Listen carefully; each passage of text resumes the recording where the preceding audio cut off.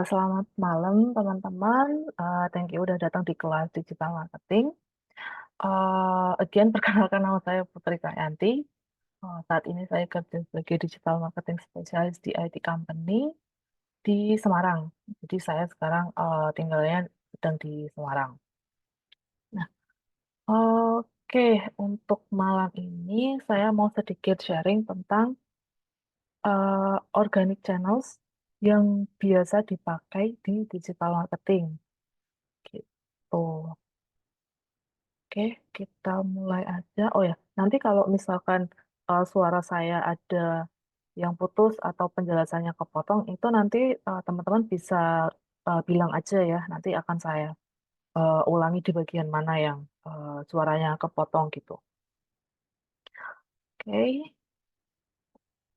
Oh, jadi sedikit pengenalan dulu tentang organic channel ini apa.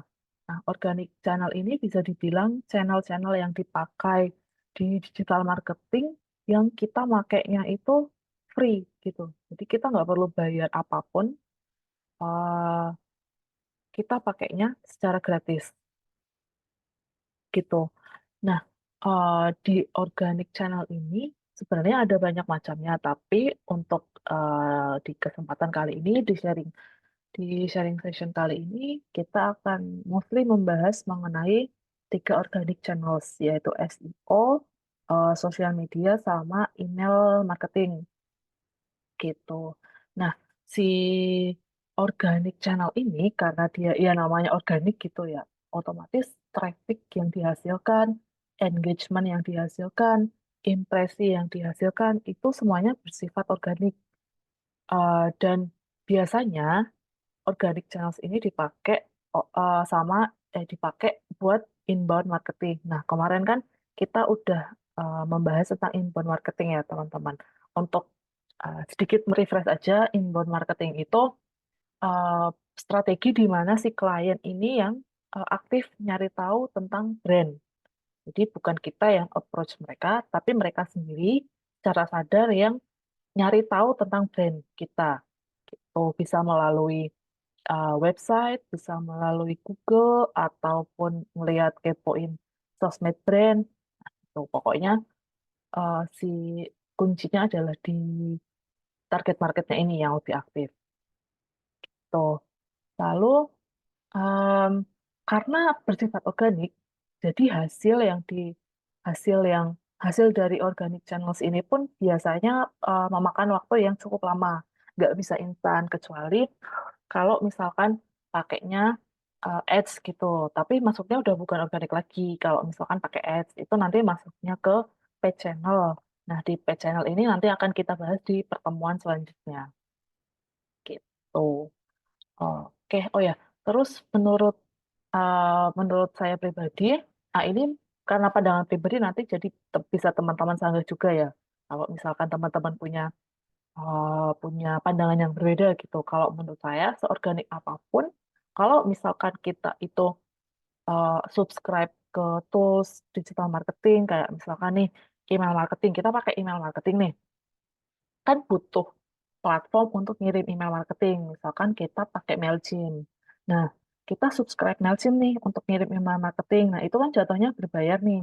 Nah, itu jadi gitu. Jadi kayak walaupun gratis tapi ya nggak gratis-gratis banget gitu. Maksudnya gratis ini, maksudnya nggak berbayar ini tuh kita bikin kontennya, kita nge-share kontennya itu nggak berbayar. Maksudnya gitu. Terus, nah kenapa sih kita harus atau brand itu harus pakai uh, organic channel ini? Yang pertama itu karena dia itu uh, lebih murah dibandingkan yang paid channels. Gitu.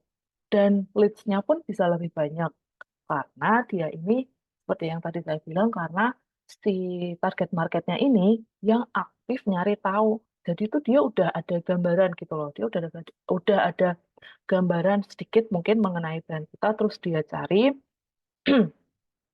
Akhirnya mungkin dia tertarik setelah ngelihat blog post kita, setelah baca blog post brand kita, setelah kepoin akun Instagram kita, akhirnya mereka tertarik.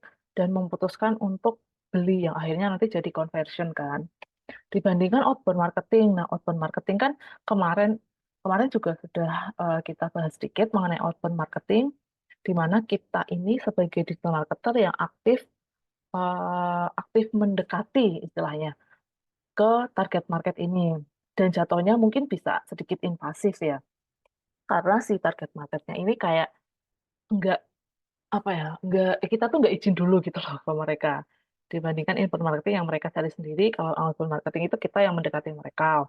Nah, tentunya cost-nya bisa lebih mahal karena banyak channelnya dan mostly kalau outbound marketing itu channelnya bisa dibilang berbayar, hampir semua itu berbayar. Contohnya mungkin Google Ads atau social media ads atau iklan di billboard. Nah, seperti itu. Dan nggak apa ya, si outbound marketing ini nggak selalu menghasilkan leads yang lebih baik dari inbound marketing gitu. Lalu nextnya evergreen content. Nah, kalau misalkan teman-teman tahu tentang SEO, ini sedikit tentang SEO ya. Biasanya eh, organik konten di blog, terutama yang SEO ya, itu nggak bisa langsung otomatis masuk ke first page SERP atau Search Engine Result Page. Itu biasanya mereka si konten ini itu butuh waktu yang agak lama, bisa berbulan-bulan atau sampai tahunan gitu untuk bisa masuk ke first page SERP. Nah, eh karena ya namanya channel kita sendiri gitu kan. Channel blog kita sendiri, website kita sendiri, otomatis ya eh, postingan-postingan yang lama, postingan blog atau artikel yang lama itu kan ya masih tetap ada di situ kan. Nah, mungkin seiring berjalannya waktu, si konten ini nanti bisa bisa apa ya, bisa apa sih, Google ini bisa nge-crawl terus nanti akhirnya masuk ke first page SERP gitu. Dan konten-konten yang lama pun itu enggak yang ya udah kontennya ya udah gitu dibiarin aja, kita selalu bikin yang baru, selalu bikin yang baru, itu enggak bisa, enggak harus kayak gitu. Teman-teman itu bisa apa ya namanya, nge-recycle konten-konten yang lama untuk diperbaharui tuh, karena biasanya konten yang lama itu malah yang muncul di SERP, itu bukan konten-konten yang baru, karena konten-konten yang baru itu juga butuh waktu buat si Google ini nge-crawl-nya gitu. Oke, oh ya teman-teman jangan lupa masuk, ini udah di-share presensi belum ya? Oh, belum ya. Oke deh. Terus yang ketiga ya, ketiga ini organic channel ini enggak intrusif atau enggak ganggu istilahnya. Eh, ini nggak tahu atau akun saya aja atau gimana ya. Tapi saya tuh ngerasa kalau misalkan sekarang di Instagram, di Twitter, itu kalau misalkan scroll-scroll dikit itu langsung dapat iklan. Ya nggak sih? Atau punya saya aja ya? Atau tapi itu saya ngerasa gitu. Dan akhirnya jatuhnya agak annoying gitu kan. Karena saya ya pengen pengen scroll-scroll aja gitu. Tapi yang muncul ad terus gitu kan ya agak tebel gitu ya.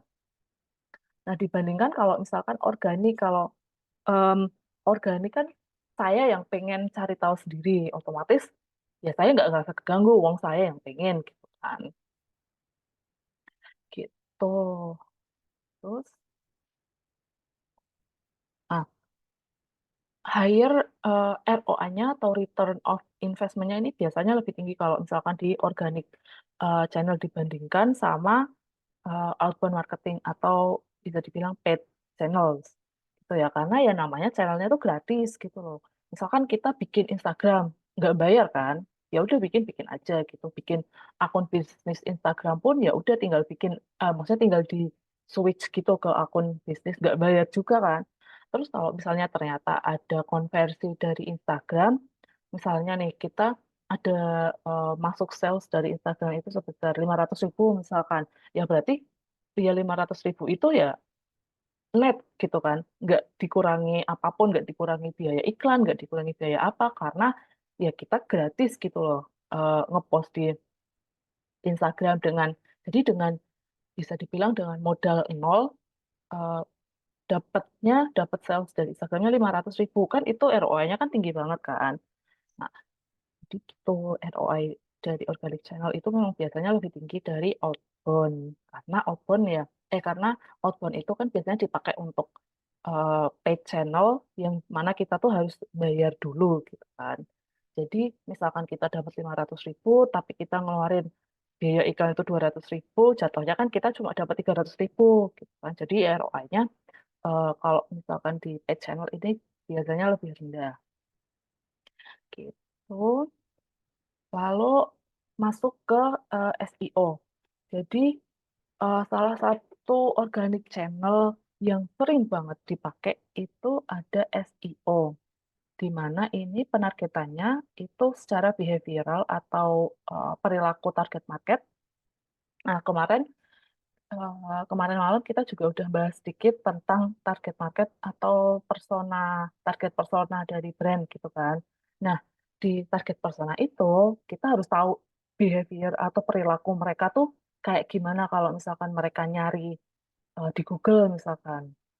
Agar agar kalau misalkan kita bikin konten yang SEO friendly itu bisa tepat sasaran gitu untuk target market dari brand kita. Terus biayanya itu sebenarnya rendah kalau untuk jangka panjang, tapi tinggi kalau untuk jangka pendek karena kalau misalkan SEO tapi jangka pendek, eh iya SEO tapi hasilnya tuh pengen dilihat eh, secara jangka pendek itu biasanya nanti masuknya ke Google Ads, ke SEM, Search Engine Marketing. Nah itu kan perlu biaya lagi, apalagi kalau Google Ads itu memang bisa dibilang agak mahal ya. Tuh. Nah, terus tipe-tipe SEO ini ada tiga. Yang pertama itu on page, yang kedua off page, sama yang ketiga ini technical SEO. Nah, untuk penjelasan lebih lengkapnya nanti mungkin teman-teman kalau misalkan masuk ke kelas digital marketing, nanti kita akan bahas ini secara lebih detail ya. Untuk saat ini, eh, saya ngasih sneak peek-nya aja. Tuh. Lalu, penjelasan singkatnya, SEO itu cara yang dipakai sama digital marketer atau brand itu agar bikin si websitenya ini masuk ke first page SERP gitu. Eh, Mungkin teman-teman kalau misalkan nyari di Google itu kan males kalau misalkan harus buka page 2 dari Google Search dari SE dari SERP gitu kan. Ya pengennya kalau misalkan nyari ya udah di first page aja gitu kan. Kayak siapa sih yang sekarang buka second page dari SRP gitu kan. Nah, cara agar si websitenya brand teman-teman ini masuk ke first page SRP itu dengan SEO gitu. Nah, sebenarnya nih untuk menuju ke first page SRP sebenarnya tuh nggak gampang. Ini memang agak susah dan agak tricky karena Google ini selalu memperbarui terms and condition-nya bisa dibilang gitu. Kayak terakhir itu eh, sekitar bulan Februari tahun ini itu Google bikin announcement kalau misalkan konten-konten yang dibikin AI dengan tujuan cuma untuk apa ya namanya meng- mengelabui lah istilahnya mengelabui crawlernya Google itu nanti bakal dicap sebagai spam gitu. Nah, sebenarnya si Google ini juga nggak masalah gitu. Kita mau bikin kontennya tuh pakai apa, mau pakai AI kayak mau nulis manual kayak mau AI campur nulis manual itu nggak apa-apa. Yang penting tuh asli aja gitu loh kontennya tuh original. Terus juga em, apa ya si membantu si target marketnya atau membantu audiens itu untuk mengetahui satu topik tertentu gitu. Oh, nah terus bedanya organik sama paid itu kalau misalkan organik nih, itu yang nggak ada sponsornya. Kalau paid itu biasanya dia ada di paling atas, terus ada tulisan sponsornya gitu. Nah, apa ya? Menurut saya pribadi nih teman-teman, kalau misalkan emang ada budget, itu nggak apa-apa kalau misalkan mau nge-ads gitu, nge-ads di Google terutama. Dan tapi nggak bisa yang apa ya, nggak bisa yang berjalan sendiri-sendiri gitu. Kalau misalkan teman-teman mau nyoba Google Ads ya nggak apa-apa, itu harus dimaksimalin sesuai target marketnya, terus sesuai brand voice-nya, copy-nya dan lain-lain, keyword-nya juga. Tapi yang organik juga jangan dilupain gitu karena yang organik itu hasilnya kan bisa dilihat dalam jangka waktu yang lebih lama gitu ya. Jadi lebih sustainable untuk konten yang organik. Sedangkan yang konten paid itu mungkin oke lah dia tuh hasilnya eh, instan gitu. Tapi untuk secara jangka panjang itu kurang bagus karena ya namanya budget untuk marketing apalagi kan biasanya terbatas ya enggak yang tiap bulan itu sama atau bahkan cuma ada budget untuk 3 bulan sedangkan setelah itu kalau misalkan nggak kita terlalu menitik beratkan pada si paid channel ini nanti jatuhnya setelah nggak ada budget lagi malah agak susah gitu ya untuk dapat audience atau untuk mencapai target market gitu. Jadi dua-duanya ini harus sejalan gitu, harus di maintenance dengan benar-benar niat gitu. Tuh, terus perusahaan apa sih yang sebaiknya ini mulai masuk ke dalam SEO? Nah, karena SEO ini termasuk salah satu kayak dasar banget di digital marketing eh, organic channel. Jadi menurut saya itu semua perusahaan semua perusahaan itu baiknya ya, baiknya itu mulai ngelirik SEO gitu. Nggak harus yang, karena SEO ini kan apa ya namanya, kayak prosesnya tuh lama. Jadi nggak harus yang, nggak harus yang, nggak apa-apa kalau misalkan nggak langsung kelihatan hasilnya gitu. Karena ya memang gitu, nggak bisa instan. Nah, kalau misalkan eh, perusahaan atau brand atau kantor dari teman-teman ini belum ngelirik ke arah SEO, mungkin teman-teman bisa mulai ngasih saran gitu. Gimana kalau misalkan brand kita ini juga mulai berinvestasi ke SEO gitu. Karena kan ya namanya SEO itu gratis kan ya teman-teman. Tinggal nanti pinter-pinternya aja buat ngelola konten dan keyword dan apa ya tipikal SEO yang tadi di awal itu ada off page, on page sama technical SEO gitu. Terus nah ada waktu yang sebenarnya tuh kurang tepat untuk berfokus ke SEO. Contohnya ini yang pertama saat mungkin dari tim manajemen atau dari tim eh, apa ya, higher ups di kantor teman-teman itu pengen hasil yang instan. Itu nggak bisa kalau misalkan mau fokus ke SEO. Karena SEO ini kan jangka waktunya tuh lama gitu kan.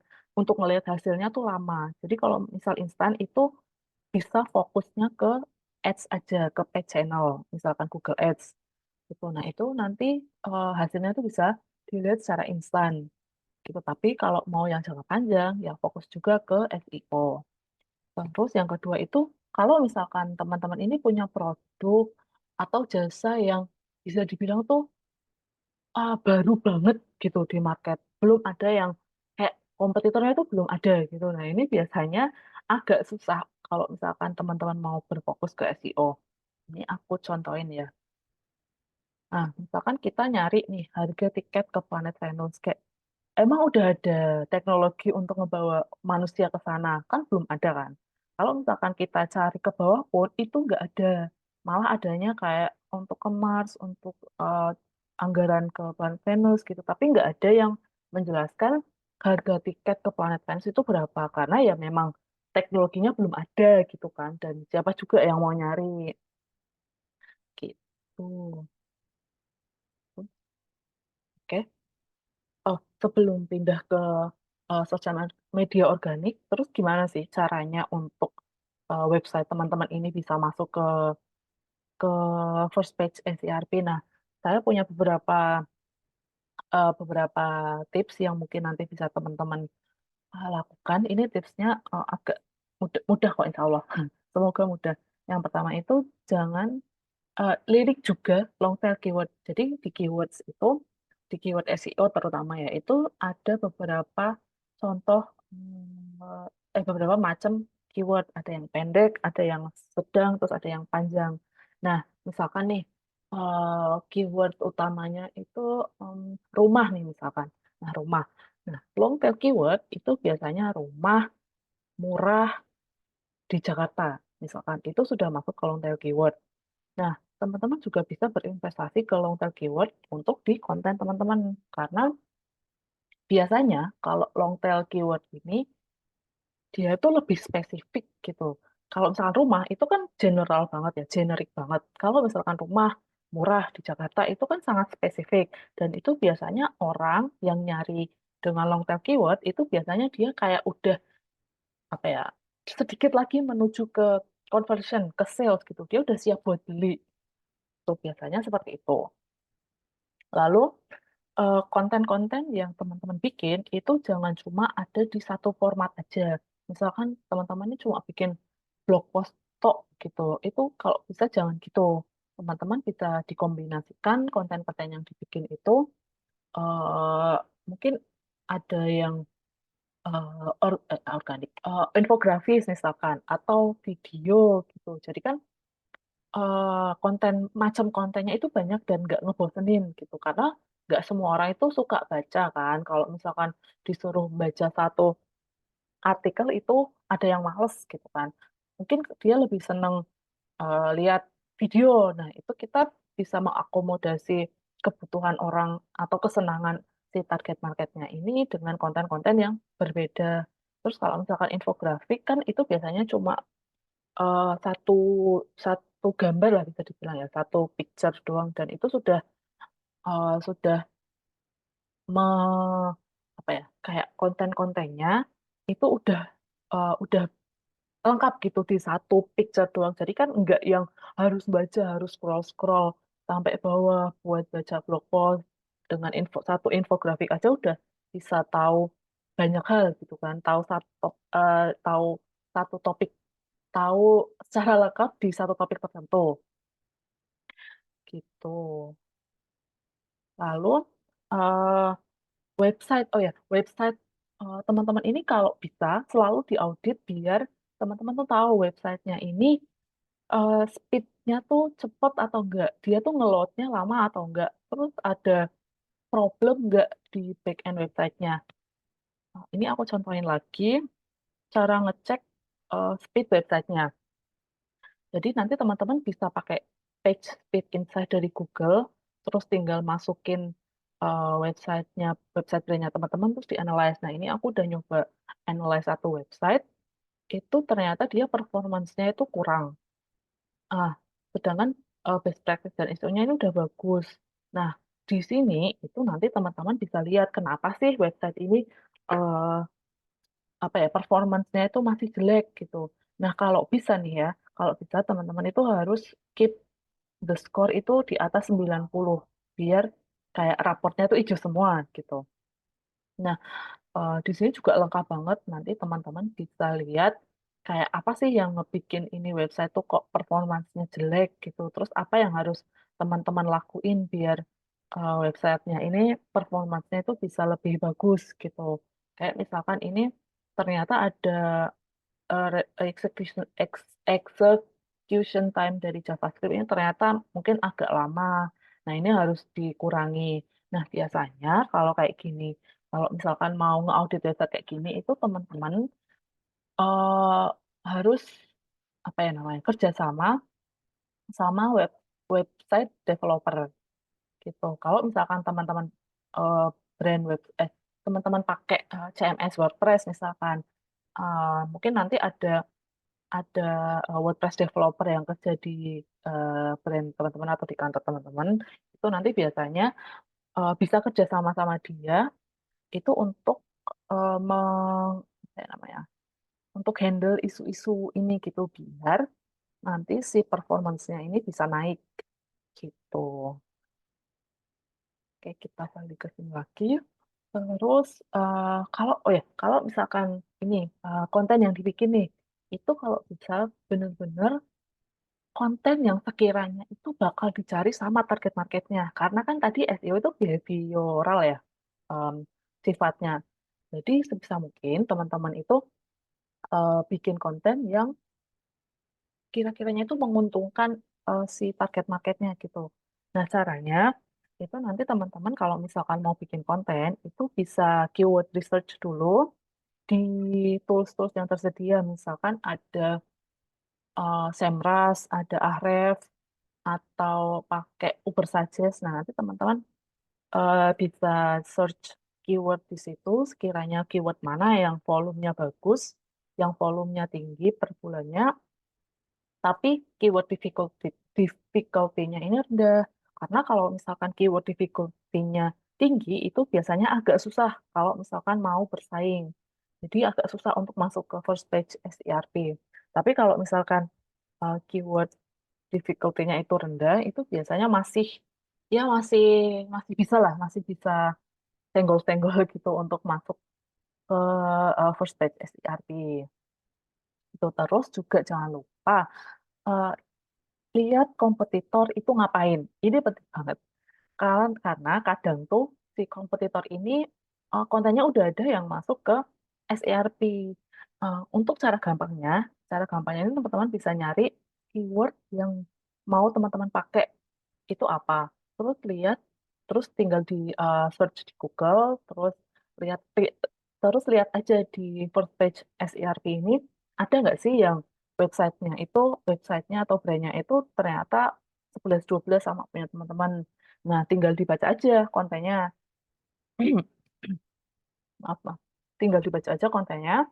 Terus nanti teman-teman tinggal eh, ATM-in atau amati, tiru, modifikasi. Ingat ya, teman-teman nggak boleh asal kopas aja, tapi harus dimodifikasi sesuai sama brand voice-nya, brand guidelines-nya, terus juga target market dari brandnya teman-teman. Gitu ya. Terus, oh ya, ini si admin udah nge-share link presensi, jadi mungkin teman-teman bisa jangan lupa untuk klik link presensi dan isi ya, teman-teman. Terima kasih. Terus kita masuk ke sosial media organik. Nah, sosial media organik ini eh cara gampangnya ya sosial media gitu. Bisa Instagram, bisa Twitter, YouTube, Facebook, dan apa ya penargetannya ini lebih ke arah demografik bukan ke arah behavioral seperti di SEO tadi dan biayanya itu biasanya lebih rendah gitu. Nah, gampangnya eh, apa ya semua konten yang dipost di sosial media entah sosial media manapun entah itu Instagram, Facebook, Twitter, TikTok, sorry, Twitter, TikTok itu ya namanya sosial media marketing gitu. Teman-teman kalau misalkan mau beli barang itu kan biasanya mungkin nyari-nyari info dulu kan di Instagramnya, lihat-lihat katalognya mungkin, terus lihat-lihat harganya, terus ada reviewnya atau enggak, gitu kan. Nah itu eh, si teman-teman itu dengan nyari nyari info mengenai satu brand yang pengen teman-teman beli atau yang teman-teman pengen tahu lebih lanjut itu namanya inbound marketing gitu. Dan ternyata eh, apa ya si pengguna sosmed di Indonesia itu untuk sekarang ya untuk tahun 2024 per tahun 2024 awal itu ternyata ada 139 juta pengguna. Itu bisa dibilang kayak hampir 50% dari populasi Indonesia. Itu kan termasuk banyak banget ya. Jadi makanya apa ya dengan menggunakan sosial media untuk salah satu channel digital marketing ini bisa sangat membantu brand kita untuk lebih lebih apa ya lebih menjangkau eh, ke audiens yang lebih besar gitu. Oke, next. Nah, eh, ini berdasarkan report dari We Are Social. Nanti teman-teman kalau misalkan mau mau lihat reportnya yang lebih lengkapnya ya, itu nanti bisa cari aja namanya We Are Social, terus cari aja report di Indonesia tahun 2024. Nah, itu tuh lengkap banget di situ. Ini saya share ini aja, ternyata di Indonesia itu masih banyak orang, masih apa ya, orang yang pakai, gimana sih ngomongnya, Eh, sosial media yang paling banyak dipakai oleh orang Indonesia itu ternyata ini nomor satu tuh ternyata masih dipegang sama Instagram dan yang kedua Facebook. Ini sebenarnya kalau sebenarnya saya juga agak kaget sih waktu ngelihat report ini karena setahu saya di orang-orang terdekat saya ya terutama itu kayak mereka tuh jarang banget pakai Facebook gitu untuk zaman sekarang gitu. Mungkin mostly itu mereka pakainya Instagram, TikTok, sama Twitter aja. Tapi ternyata Facebook itu masih banyak dipakai sama orang Indonesia itu terutama internet user di usia 16 sampai 64 tahun. Nah, mungkin teman-teman yang datang kemarin masih ingat saya bilang kalau misalkan enggak semua channel, enggak semua platform itu kita tuh harus masuk ke situ gitu. Tergantung sama target market dari brand kita gitu. Misalkan target market brand kita ini usianya 50 tahun ke atas nih, misalkan. Ternyata terus teman-teman riset nih, ternyata pengguna Instagram sama pengguna Facebook itu orang dengan usia 50-an itu si mereka tuh lebih banyak pakai Facebook. Mereka jarang pakai Instagram atau bahkan Twitter. Nah, kita tuh bisa maksimalin di Facebooknya. Karena ya pasarnya tuh di situ. Target market kita kan di situ, di Facebook. Jadi ya mostly apa ya, kita tuh memaksimalkan kehadiran kita dan awareness kita di Facebook gitu. Ya percuma dong kalau misalkan ternyata di Instagram itu katakanlah mostly dipakai sama orang usia 20-an, sedangkan target kita eh, orang dengan usia 50-an kan nggak ada target market kita tuh nggak ada di Instagram gitu. Jadi nggak wajib untuk punya Instagram gitu. Tergantung sama target market kita itu ada di mana. Oke. Terus perusahaan kayak gimana sih yang sebaiknya itu mulai invest ke sosial media organik. Nah, menurut saya pribadi, ini nanti bisa disanggah ya teman-teman waktu di sesi Q&A. Itu kalau bisa, semua perusahaan itu wajib punya sosial media. Kenapa? Karena eh, berdasarkan riset-riset yang ada gitu, emang biasanya orang kalau misalkan nyari nyari apa ya namanya, kepo lah istilahnya kepo tentang satu brand itu biasanya mereka juga bakal lihat sosial media dari brand tersebut.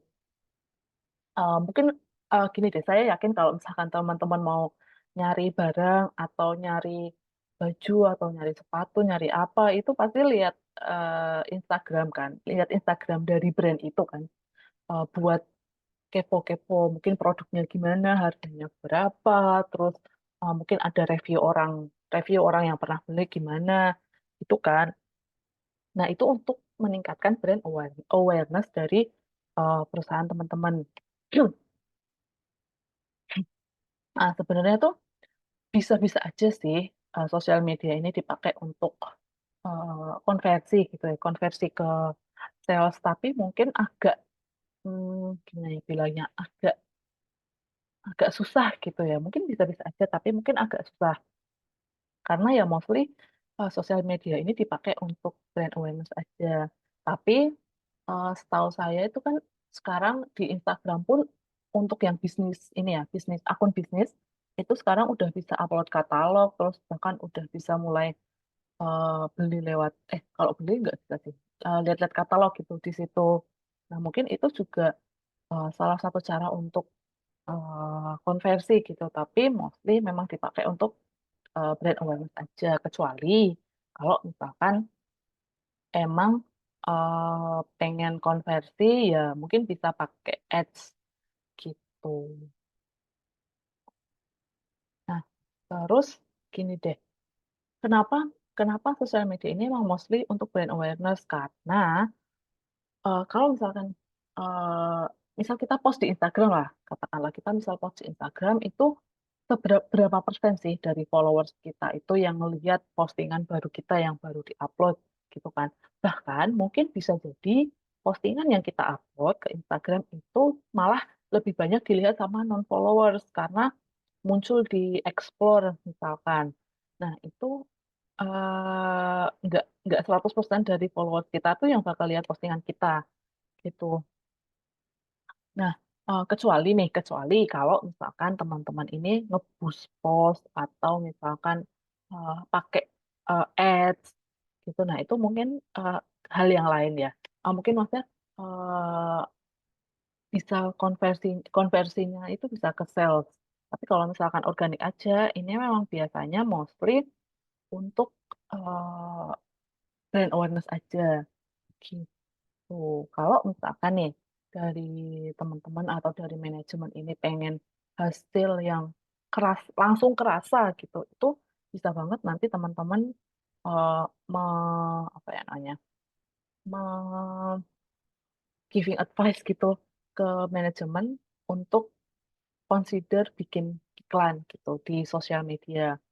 Bisa iklan di Twitter mungkin, atau di Meta, atau mungkin juga bisa iklan di YouTube, atau di LinkedIn mungkin, seperti itu. Nah, oke, ini materinya sudah selesai. Dari materi yang sudah saya sampaikan, apakah mungkin ada yang belum jelas? Kalau misalkan ada yang belum jelas, mungkin teman-teman bisa open mic dan tanya bagian mana yang belum jelas. Nanti saya akan explain ulang gitu. Silahkan teman-teman kalau misalkan nggak bisa open mic juga di chat, nggak apa-apa. Silahkan.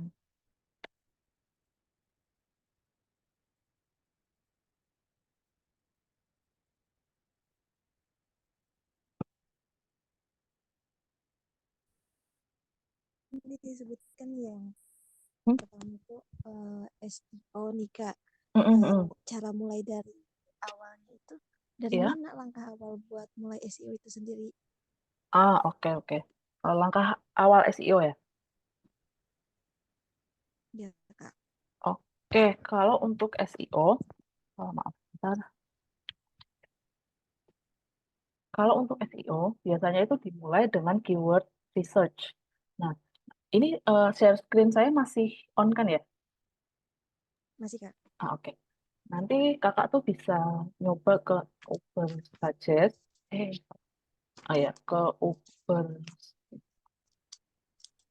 ke Uber Suggest ini. Nanti terus coba riset keyword yang sekiranya itu dipakai atau sesuai sama brandnya kakak. So, misalkan kakak ini jualan kaos nih misalkan. Ini bisa diganti ke Indonesia dulu.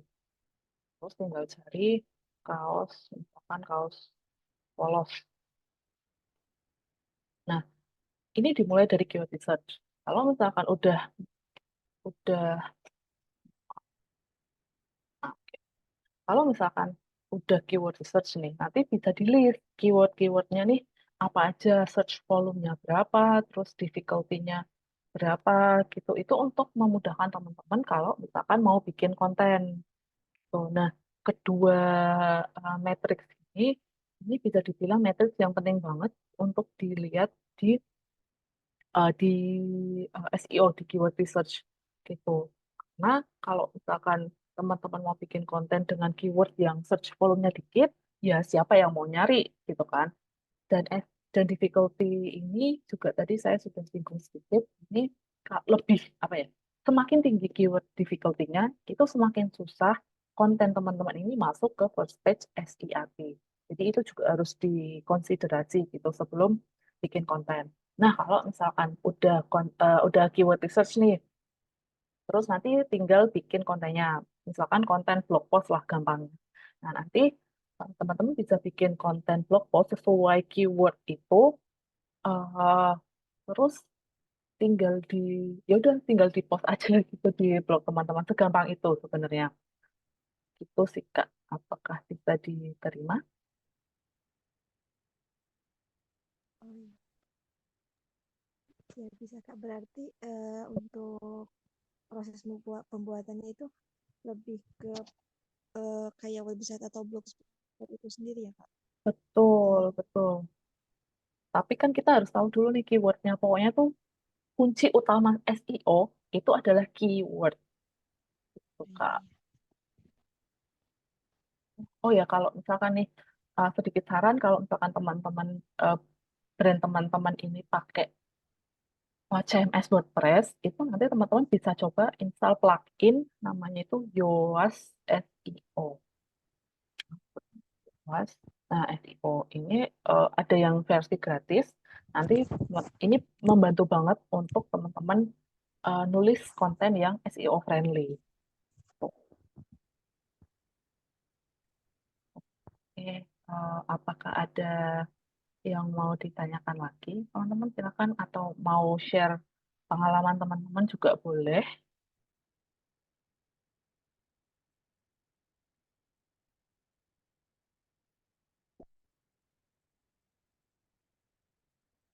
Oh ya, eh, saya mau nanya deh ke teman-teman semua. Di sini itu mostly udah terjun ke bidang digital marketing atau baru mau atau fresh graduate atau baru mau pindah karir gitu ya? Ada yang mau share nggak? Di chat juga nggak apa-apa. Kebetulan saya S2 juga sih, Kak.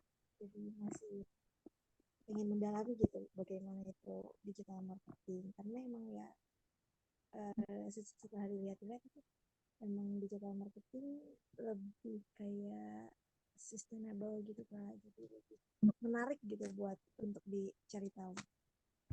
Betul sih, betul-betul memang. Memang. Ini saya berbagi pengalaman juga.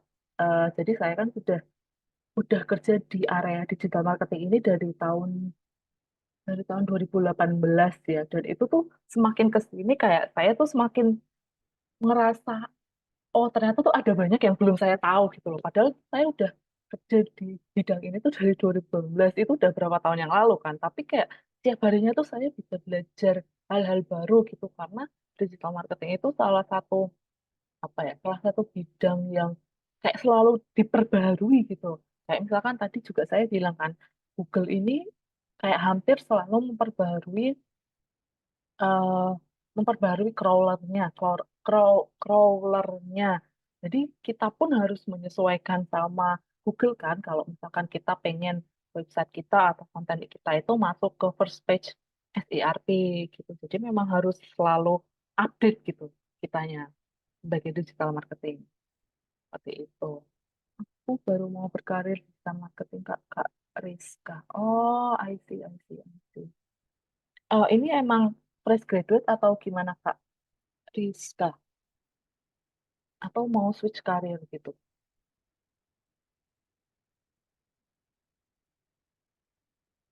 Terus sambil nunggu Kak Rizka, ada pertanyaan dari Kak Lia. Apa langkah setelah paid promote untuk campaign dan lihat dari engagement yang dilakukan oleh digital marketer saat di lapangan? Dan apa langkah yang diambil jika selama masa itu tapi goals tidak tercapai? Bentar, aku pahami dulu pertanyaannya. Apa langkah setelah paid promote untuk campaign?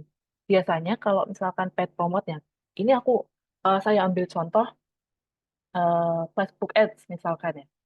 Misalkan Facebook Ads itu biasanya biasanya di Facebook Ads itu ada kita tuh bisa ngeiklan itu berapa lama gitu, jangka waktunya tuh ada, misalkan kita ngeiklan selama aduh, maaf,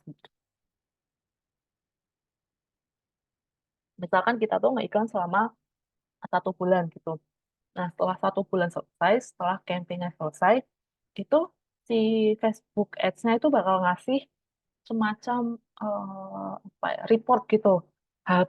Budgetnya itu kita habis berapa, terus engagementnya berapa, mungkin impressionnya berapa, terus eh, klik per cost per kliknya itu berapa gitu. Nah, itu ditentukannya atau dilihatnya goals-nya berhasil atau enggak itu berdasarkan goals awal yang teman-teman pengen gitu.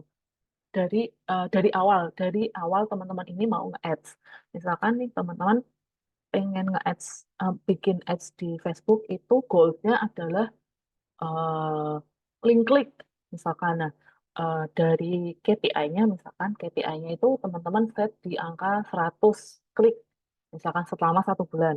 Nah, dilihat dari situnya, dari eh, report ads-nya. Kalau misalkan link kliknya itu udah 100 atau bahkan lebih, berarti kan KPI-nya sudah tercapai dong. Kalau misalkan belum, itu nanti bisa di apa namanya?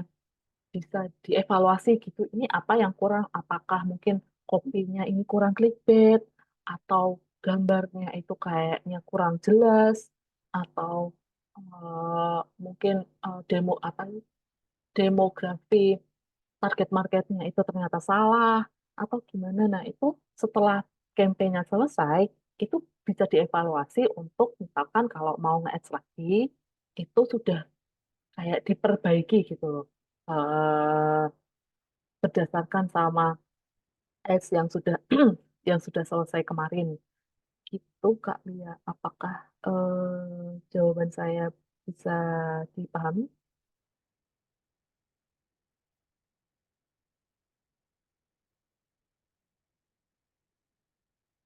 Oke, kita mau ke pertanyaan selanjutnya dari Kak Evi Savitri.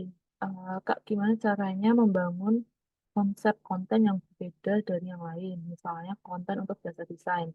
Biasanya sama aja kayak tutorial atau enggak nunggukin produk gitu-gitu aja. Nunggukin itu maksudnya gimana, Kak? Sorry, nggak paham. Apa? Maksudnya nunjukin Oh, produknya nunjukin. gitu berupa Oh, ini loh gitu. oh, nunjukin. Oh, oke, oke. Apa harus membantu untuk menciptakan? Oke, jadi ini aku kasih cheat, cheat untuk bikin konten ya teman-teman. Ini gampang banget sebenarnya. Kayak satu klik itu nanti dia tuh bakal mengasih ngasih ide konten itu pakai ChatGPT. Ini teman-teman nih ini cheat banget ya karena saya juga pakai gitu kalau misalkan mau bikin konten tapi tetap disesuaikan sama eh, brand teman-teman ya nggak yang langsung langsung dari ChatGPT terus dibikin semua itu enggak. Nah, ini pinter-pinternya teman-teman bikin prompt di ChatGPT. Jadi oke lah ChatGPT itu memudahkan kayak satu klik itu nanti dia bisa langsung ngasih ide konten ada 10 atau 20 tapi teman-teman juga harus pinter bikin prompt gitu dan harus spesifik gini misalkan teman-teman ini eh, desain nih jasa desain ya oh ya jasa desain misalkan nih Kak Evi buka ChatGPT terus nulis promptnya ini tolong buatkan gini gitu saya adalah seorang social media spesialis di perusahaan jasa desain.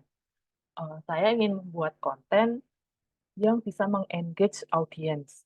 Tolong buatkan 10 konten, 10 ide konten untuk saya post di Instagram. Nah, gitu contoh prompt yang bagus. Jadi dia tuh lengkap gitu. Kalau misalkan terlalu general, biasanya dia kurang bagus. Kenapa harus kalau misalkan di ChatGPT ini harus apa ya namanya? Harus spesifik gitu karena biar nanti konten yang teman-teman bikin kalau misalkan berdasarkan uh, ide dari ChatGPT itu sesuai sama target marketnya teman-teman. Kalau enggak, nanti jatuhnya terlalu general gitu. Jadi mungkin kurang kurang bisa masuk ke target market dari brandnya uh, Kak Evi gitu.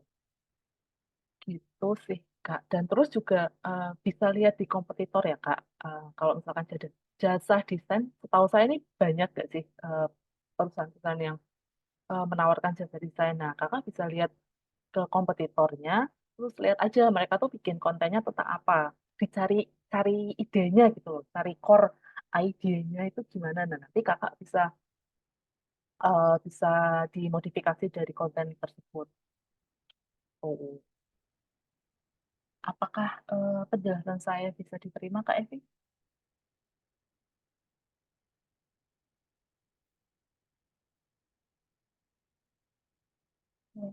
Oh, atau dari aku Iya, belum. Sudah. Oh iya, Terima oke, kasih, Kak. sama-sama. Ya. Oh, terus ChatGPT juga bisa dipakai buat konten vlog ya teman-teman. Tinggal kalau misalkan udah dapat keywordnya, nanti bisa mainin prompt aja gitu. Berdasarkan keyword yang udah teman-teman bikin. Gitu sih. Oke. Ya. Biasanya secara umum aja kalau pakai chat GPT. Iya kan? Nah, itu tuh harus mulai mulai dibiasain kalau pakai ChatGPT ini benar-benar spesifik gitu. Karena nanti konten yang dihasilkan pun bakal lebih spesifik gitu ke target market dari brandnya kakak. Gitu. Oke, terus Siap. ya terus dari Kak Rizka aku belum graduate tapi baru semester 8. Semester 8 itu belum mau graduate gak sih? Aku kuliah jurusan ilmu komunikasi maksud saya. Oh, oke, semoga cepat graduate ya Kak, dan semoga bisa meniti karir di dunia digital marketing. Semangat Kak. Oke, terus dari Kak Lia, masa nanti apakah ada record atau slide materi bisa dibagikan? Tadi saya tinggal pengajaran.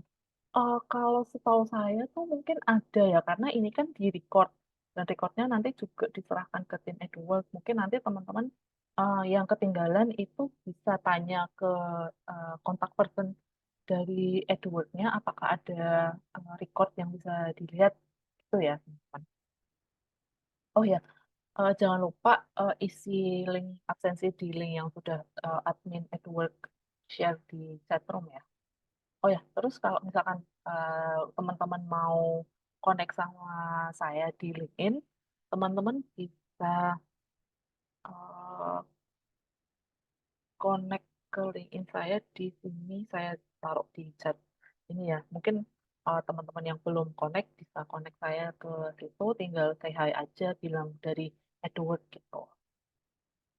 Tuh, apakah ada yang mau teman-teman share lagi atau ada yang mau ditanyakan terkait organic channel? Silahkan.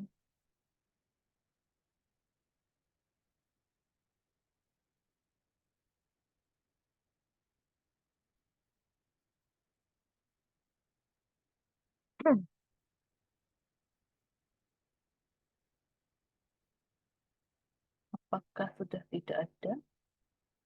Oh, satu lagi. Oke, boleh, boleh, Kak. Mau open mic aja mungkin atau gimana?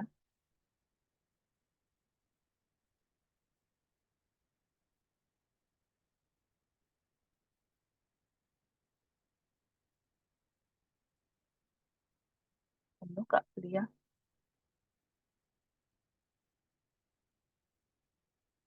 Mungkin lagi ngetik, ditunggu sebentar ya.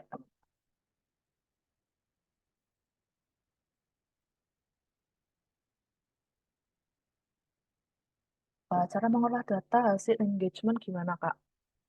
Mengolahnya ini maksudnya gimana, Kak?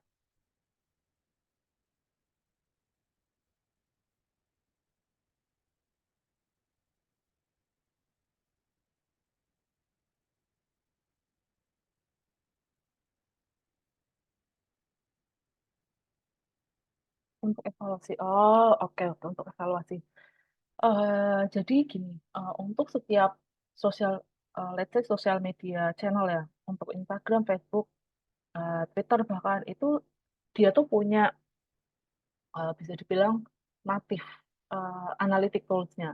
Jadi kalau misalkan pakai Instagram bisnis, kalau misalkan pakai Instagram bisnis itu dia udah ada built-in analytical-nya. Nah, itu nanti bisa dilihat dari situ, terus Facebook juga punya, Twitter juga punya, YouTube pun juga punya, dan TikTok juga punya kan untuk analytic tools-nya.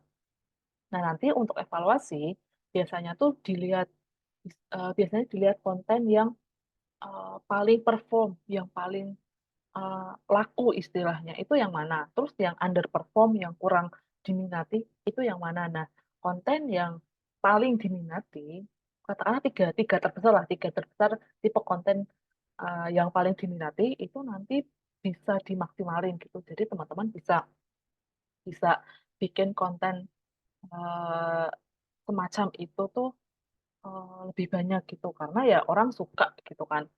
Beda kalau misalkan ternyata konten yang kurang diminati itu ya, ya udah gitu loh, bisa ditinggalkan aja gitu. Nah, teman-teman bisa mulai lihat data dari situ, dari engagement misalkan, untuk melihat itu konten yang paling diminati itu yang kayak gimana, dan nanti untuk konten-konten selanjutnya mungkin bisa bikin konten yang 11-12 sama the most perform konten. Gitu Kak Lia. Oh, terus juga selain pakai tools, pakai apa namanya, native tools analitik di sosial media misalkan atau di blog post, itu nanti teman-teman juga bisa pakai third party tools untuk bantu reporting reporting dari hasil organic channel gitu. Apakah terus satu lagi sebelum lupa. Terus ini juga biasanya terkait sama KPI juga Kak. Karena misalkan nih kita set KPI itu set set apa namanya, strategi marketing, strategi digital marketing itu mungkin untuk 3 bulan nih misalkan. Nah, di strategi itu mungkin ada sekalian KPI-nya. Misalkan KPI-nya itu meningkatkan engagement rate, misalkan tadinya 1% nih, terus meningkatkan engagement rate menjadi 2% misalkan dalam jangka waktu 3 bulan. Nah, itu KPI-nya kan udah eh, di ditentukan dari awal nih untuk meningkatkan engagement rate. Nah, berarti nanti konten-konten yang dibikin selama 3 bulan itu sebisa mungkin yang bisa meningkatkan orang, yang bisa ngajak orang buat engage gitu. Nah, nanti setelah 3 bulan itu dilihat apa ya namanya, dibandingkan gitu. Misalkan dari bulan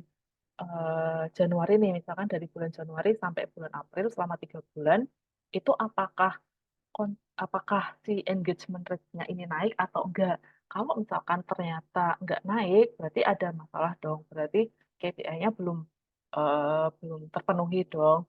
Nah, untuk 3 bulan selanjutnya misalkan, itu nanti bisa ditingkatkan lagi. Dilihat dari konten-konten yang mungkin performnya bagus, di engagement-nya di 3 bulan itu. Nah, nanti di 3 bulan selanjutnya, itu nanti teman-teman bisa mostly pakai konten atau ide konten yang performnya itu bagus. Terus sih Kak, seperti namanya. Oh Kak Lia, apakah jawaban saya bisa diterima Kak Lia?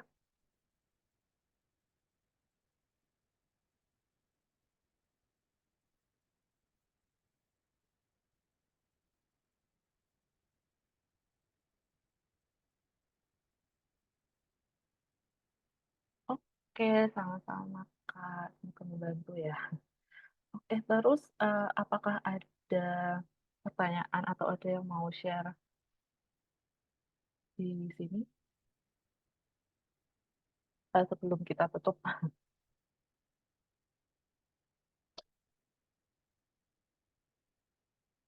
Oh ya, sedikit pengumuman besok masih ada kelas teman-teman.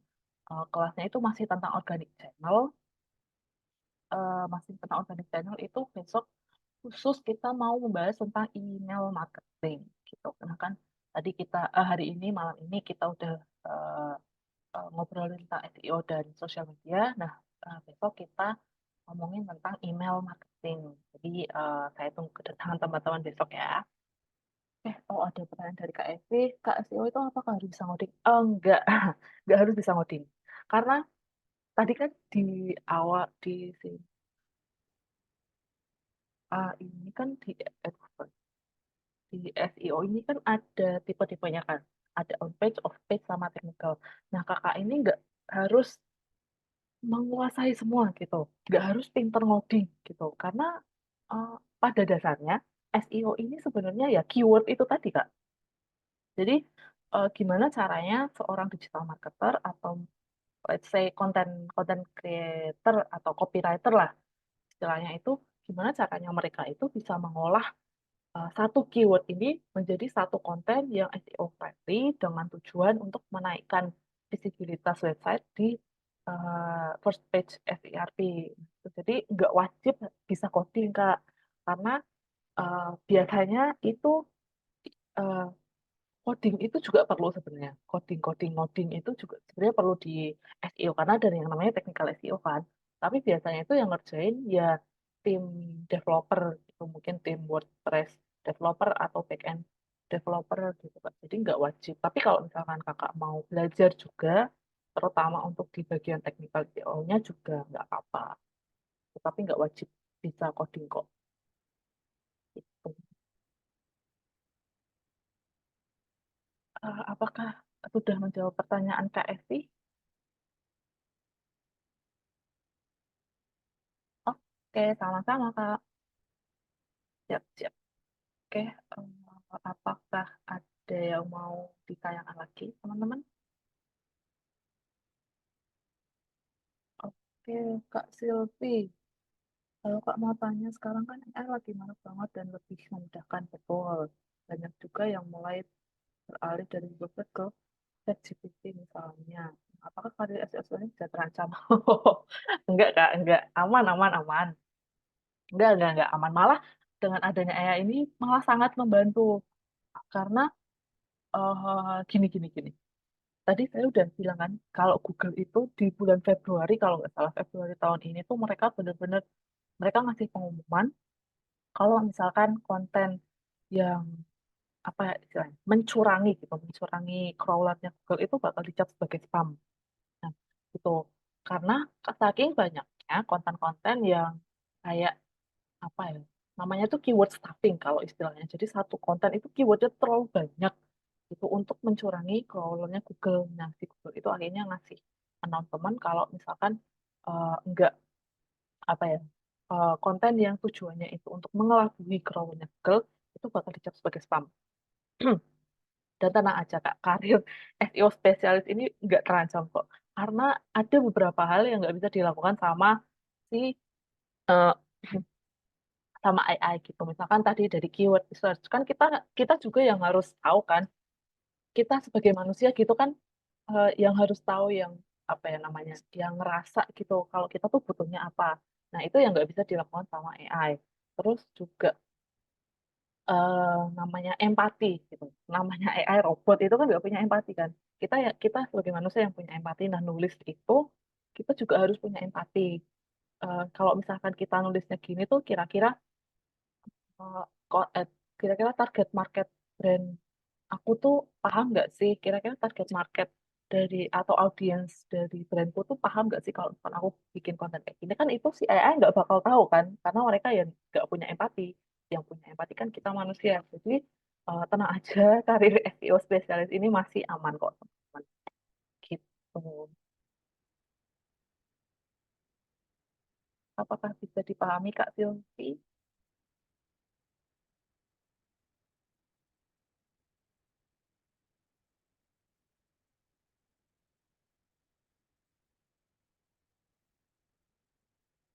Oke. Apakah ada pertanyaan lagi teman-teman? Oke, sama-sama Kak. Uh, Kalau misalkan nggak ada pertanyaan lagi, mungkin kelas malam ini kita cukupkan sampai sampai sini aja. Untuk besok materinya adalah tentang email marketing ya, teman-teman. Kalau misalkan teman-teman mau kepo-kepo sedikit tentang email marketing, bisa banget Google dikit. Nanti kalau misalkan ada pertanyaan, bisa disiapkan. Nanti kita bisa diskusi lagi di Q&A untuk besok ya. Oke deh, kalau gitu terima kasih teman-teman udah datang ke kelas malam ini. Terima kasih, selamat beristirahat. Sampai jumpa besok. Bye-bye. Sampai jumpa juga, Kak. Ya.